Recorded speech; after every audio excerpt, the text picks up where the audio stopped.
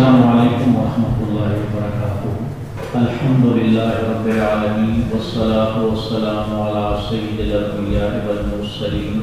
अम्मा बाद फ़अऊज़ु बिल्लाहि मिनश शैतानिर रजीम। बिस्मिल्लाहिर रहमानिर रहीम। इन्नस सलाता कानत अलल मुमिनीना किताबन मौक़ूता। इरशाद बारी ताला है, बेशक नमाज मोमिनों पर मुकर्रर वक़्त में फ़र्ज़ है। आप पहली वीडियो में ये गुजारिश सुन चुके हैं, ज़ोहर और असर को जमा करना और मगरिब और इशा को जमा करना। आज हमारा उन्वान है, बारिश की वजह से नमाज़ें जमा करना जायज़ हैं, दो ज़ोहर और असर और मगरिब और इशा। मैं गुजारिश एक ये कर दूँ कि अस्हाबुर राय जो हमारे हनफी भाई हैं, आम तौर पे वो इस जमा से मुत्तफ़िक नहीं होते। हालांकि जमा की सूरतें उनके यहाँ भी मौजूद हैं। वो कैसे? उनके यहाँ ये राय दी जाती है कि आदमी अगर ज़ोहर नहीं पढ़ सका तो असर के साथ क़ज़ा कर ले, ज़ोहर असर दोनों नहीं पढ़ सका तो मगरिब के साथ क़ज़ा कर ले, दिन की सारी नमाज़ें इशा के बाद क़ज़ा कर ले। ये राय उनके यहाँ पाई जाती है। हमारे यहाँ ज़रा इस मामले में थोड़ी सी सख्ती है। भाई कोई भी सूरत है, ज़ोहर असर जमा हो सकती हैं, मगरिब इशा, भूलने और सोने के अलावा। तो ये जो क़ज़ा है, ज़ोहर की नमाज क़ज़ा करना असर के साथ, ज़ोहर असर क़ज़ा करना मगरिब के साथ, सफ़र के बाद 4 नमाज़ें इकट्ठी पढ़ लेना, ये भी जमा की एक सूरत है। ये भी हकीकत में जमा की एक सूरत है। भारत ये चीज़ ज़िक्र करना ज़रूरी थी। तो ये सूरत दूसरे मसालिक में भी पाई जाती हैं। तो मैंने ये गुजारिश की थी, भाई ये हदीस कि नबी करीम सल्लल्लाहु अलैहि वसल्लम ने बारिश की वजह से नमाज जमा की, ऐसे हदीस मुबारक नहीं है। फिर हमारी दलील क्या है? अब्दुल्ला बिन अब्बास रज़ी अल्लाह तआला अन्हु ने जो फरमाया था कि आप सल्लल्लाहु अलैहि वसल्लम ने ज़ोहर असर को जमा किया, मगरिब इशा को जमा किया, ना सफ़र था, ना दुश्मन का खौफ था, ना बारिश थी। और अब्दुल्ला बिन अब्बास ने भी कहा कि आप अलैहिस्सलाम का मकसद था उम्मत तंगीन में न पड़े। अब्दुल्ला बिन मसूद रज़ी अल्लाह तआला अन्हु की हदीस में था, आप सल्लल्लाहु अलैहि वसल्लम ने फरमाया कि मेरी उम्मत तंगी में न पड़े। इससे ये इस्तदलाल करना कि ये जो 3 चीज़ें हैं, ये तो नबी करीम अलैहिस्सलाम के अहद में मारूफ था कि इनमें नमाज़ें जमा की जाती है। तभी तो इन आज़ार का उज़्र की जमा आज़ार, तभी तो इन आज़ार का यहाँ जिक्र किया गया कि मकसद है तंगी को दूर करना। अगर सफ़र या खौफ या बारिश के अलावा कोई और मजबूरी थी जिसमें मकसद था नमाज़ें जमा करके तंगी को दूर करना, तो इन 3 में नमाज़ें जमा करके तंगी को दूर करना तो फिर औला जायज़ होगा। जबकि नमाज़ खौफ भी जमा करना साबित है, सफ़र की नमाज जमा करना साबित है। इंशाअल्लाह अगली वीडियो में हम सफ़र की वजह से नमाज़ें जमा करने की भी वज़ाहत कर देंगे इंशाअल्लाह, ताकि ये पूरा मौजू बयान कर दिया जाए। और शेखुल इस्लाम इब्न तैमिया ने ये बात लिखी है कि इमाम अहमद ने ये इस्तदलाल किया है, इसको कहते हैं बाबु तंबीह बिल फ़िल, कि आप सल्लल्लाहु अलैहि वसल्लम के बारे में ये जो बयान किया गया ना कि सफ़र और खौफ और बारिश के अलावा आपने नमाज़ें जमा की, इट मीन्स कि इन 3 की वजह से तो जमा हो सकती हैं। ये इमाम अहमद ने इस्तदलाल किया कि इस्तदल्ल अहमद भी अलल जम लिहाज़िल उमूर बितरीक़िल औला, के बतरीक़े औला, यानी अगर इन 3 के अलावा कोई और उज़्र था, कोई मामूली, मालूम कैसे होता है, कोई मामूली सा उज़्र था, क्योंकि अब्दुल्ला बिन अब्बास का जो हमने अमल बयान किया था ना कि उन्होंने खिताब शुरू किया, असर के बाद वो मगरिब को लेट कर दिया, तो खिताब को रोक के मगरिब पढ़ी जा सकती है। लेकिन अब्दुल्ला बिन अब्बास ने नबी अलैहिस्सलाम को कोई ऐसा अमल देखा कि उन्होंने जायज़ समझा कि मैं पहले खिताब पूरा करूँगा फिर मगरिब इशा पढ़ लेंगे। उन्होंने इस चीज़ को जायज़ समझा। और फिर जब ये बात सैयदना अबू हुरैरा रज़ी अल्लाह तआला अन्हु तक पहुँची, उन्होंने भी मतलब एक उनका इस्तदलाल भी बर्दाश्त किया और नबी करीम सल्लल्लाहु अलैहि वसल्लम की सुन्नत की भी तस्दीक की। तो ये हज़रात इस्तदलाल इमाम अहमद ने भी किया है। کہ اگر ان تین چیزوں کے علاوہ بارش، خوف اور سفر، ان کے علاوہ اگر آپ علیہ السلام نے کسی اور وجہ سے جمع کی ہے نماز تو یہ تین پھر بالاولیٰ ہیں۔ آپ خود سوچ لینا کہ آپ صلی اللہ علیہ وسلم کے عہد میں کون سی مجبوری بن سکتی تھی کہ آپ علیہ السلام نے ظہر اور عصر کو جمع کیا، مغرب اور عشاء کو جمع کیا۔ اس لیے یہ بات واللہ عالم الصواب جو ہمیں سمجھ آتی ہے کہ یہ تین باقاعدہ عذر ہیں، جبکہ خوف میں باقاعدہ ثابت ہے جمع کرنا، سفر میں باقاعدہ ثابت ہے جمع کرنا، بارش میں بالنص ثابت نہیں ہے، لیکن اس سے استدلال کرنا درست ہے۔ یہ استدلال امام احمد نے بھی کیا ہے، اور شیخ الاسلام نے خود امام ابن تیمیہ نے کچھ آثار ذکر کرنے کے بعد کہتے ہیں فَهَذِهِ الْآثَارُ تَدُلُّ عَلَىٰ أَنَّ الْجَمْعَ لِلْمَطَرِ مِنَ الْأَمْرِ الْقَدِيمِ۔ یہ آثار دلالت کرتے ہیں کہ بارش کی وجہ سے نمازیں جمع کرنا یہ مدینہ میں صحابہ اکرام کے زمانے میں، تابعین کے زمانے میں یہ ان کا معمول تھا۔ اور امام ابن خزیمہ نے صحیح ابن خزیمہ میں لکھا ہے وَلَمْ يَخْتَلِفْ عُلَمَاءُ الْحِجَازِ أَنَّ الْجَمْعَ بَيْنَ الصَّلَاتَيْنِ فِي الْمَطَرِ جَائِزٌ، کہ علماء حجاز کا اس میں کوئی اختلاف نہیں ہے کہ بارش کی صورت میں نماز جمع کرنا جائز ہے۔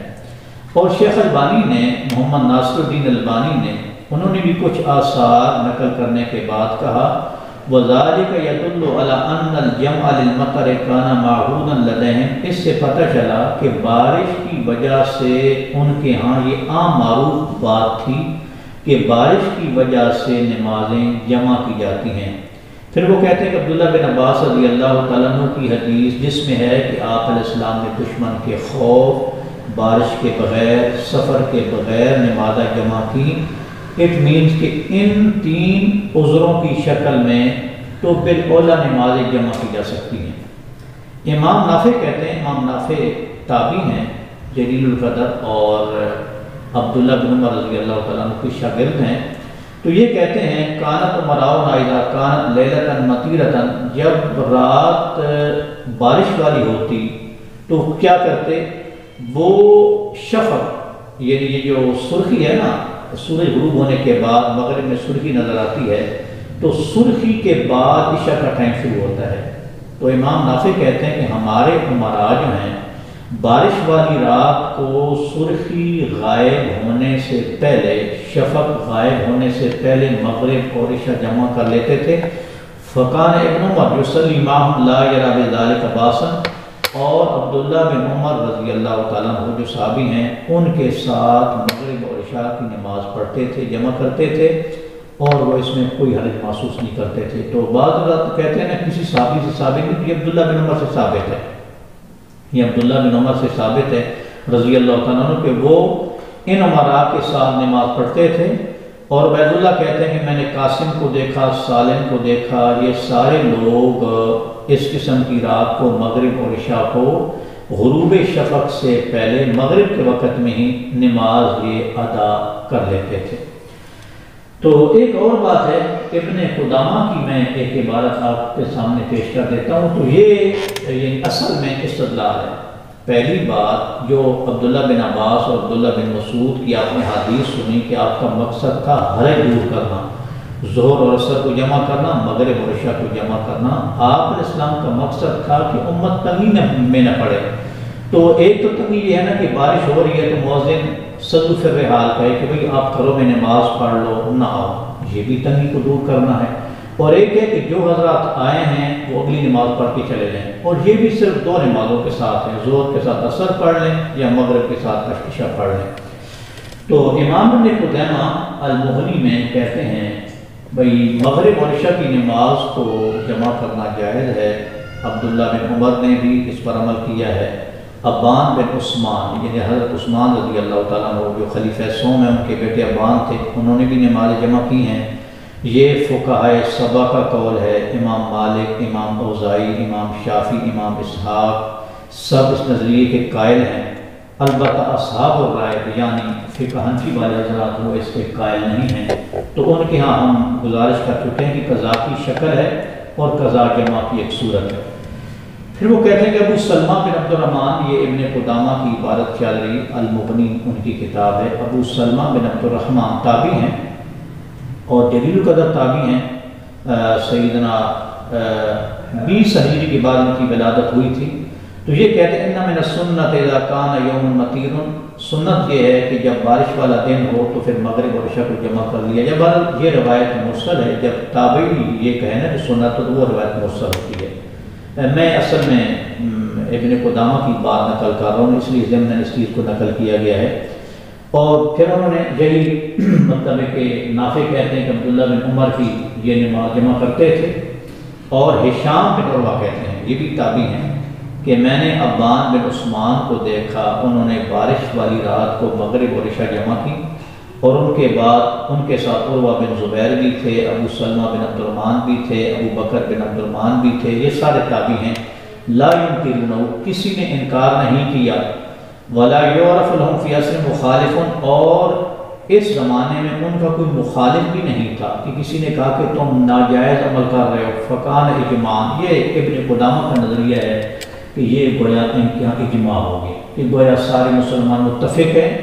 تو یہ میں نے اپنی بات کی تائید میں ابن قدامہ کی ایک بات پیش کی ہے، باقی اصل جو ہے دلیل وہ یہی ہے کہ آپ مرفوع دلیل جو نبی کریم علیہ السلام سے ثابت ہے وہ یہ ہے کہ راوی کا یہ کہنا کہ آپ صلی اللہ علیہ وسلم نے بارش، سفر اور خوف ان صورتوں کے علاوہ بھی نماز جمع کی ہیں۔ تو اس کو کہتے ہیں من باب تنبیہ بالفعل، کہ اس کا مطلب یہ ہوا کہ ان صورتوں یا ان عذروں کی صورت میں تو پھر نماز کو بالاولیٰ جمع کرنا جائز ہے۔ اصل استدلال وہ اس حدیث مبارکہ سے ہے، اور اس کے ساتھ پھر جب یہ مطلب ایک عبداللہ بن عمر کا عمل ہو گیا اور تابعین کا عمل ہو گیا اور کسی کی طرف سے انکار نہیں ہوا تو تائید ہو جاتی ہے، ان چیزوں سے اس عمل میں تائید ہو جاتی ہے، اور اس کی وجہ سے مطلب ہے کہ حرج پیدا ہوتی ہے کہ جی آپ یہ نماز جمع نہ کریں، جبکہ خوف میں بھی نماز جمع کرنا جائز ہے، سفر میں بھی نماز جمع کرنا جائز ہے۔ اور یہ جو آپ نے 3 حدیث سنی، عبداللہ بن مسعود کی، ابو ہریرہ کی اور عبداللہ بن عباس کی رضی اللہ تعالیٰ عنہ، ان سے بھی پتہ چلا کہ آپ صلی اللہ علیہ وسلم نے ظہر اثر کو مغرب عشاء کو جمع کیا ہے، جبکہ یہ 3 عذر بھی